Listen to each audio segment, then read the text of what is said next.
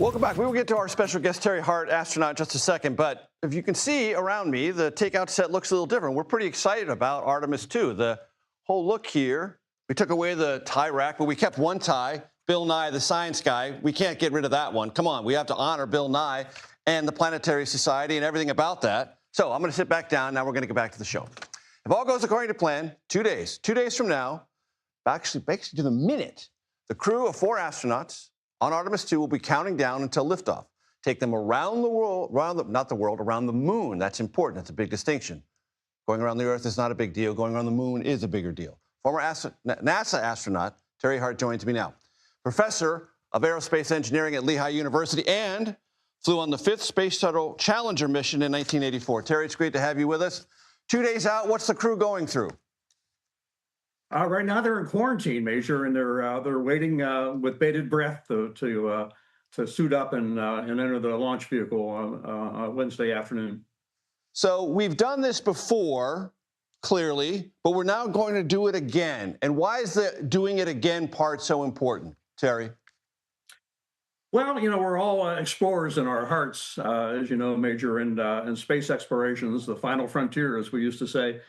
We're getting used to living in space, and now it's time to move back to the moon in a permanent way, and then on to Mars someday.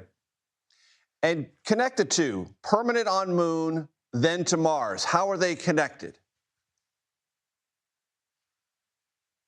Well, we have to learn how to live when we're only 3 days away, which is roughly the distance that it takes us to get to the moon. And we have a total ability to supply every day. We can send something to the moon. Once we go to Mars, it's 9 months away, and you can't come back till about maybe 3 years later. And the supply windows are only like every 9 months or so. So actually about almost every 2 years. So we really have to get our act together logistically to learn how to live on Mars. And we'll do that by learning how to live on the moon. And how soon do you think we will be on the moon again?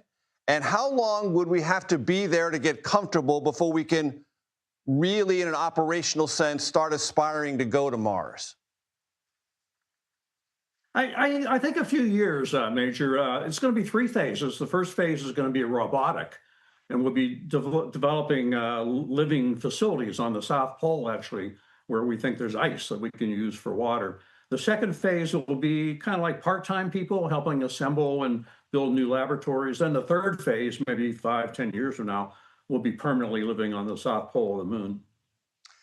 Talk to my audience about the importance of ice on the South Pole. Why does that matter so much? Well, it's economics. It costs down, well, we're getting the cost down a little bit, but it's roughly $10,000 to take a pound of something like water to the space station. Now, going to the moon, you can probably triple that. So $30,000 a pound for water, and we need water to drink. So we'll be processing water from that ice and also using it for fuel, because you can make rocket fuel. You can make hydrogen and oxygen out of water and make rocket fuel to come back up off the surface of the moon.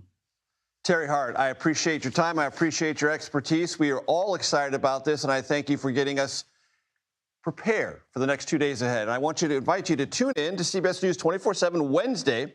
I'm going to be anchoring special coverage of the launch beginning at an hour earlier, 4 p.m. Eastern.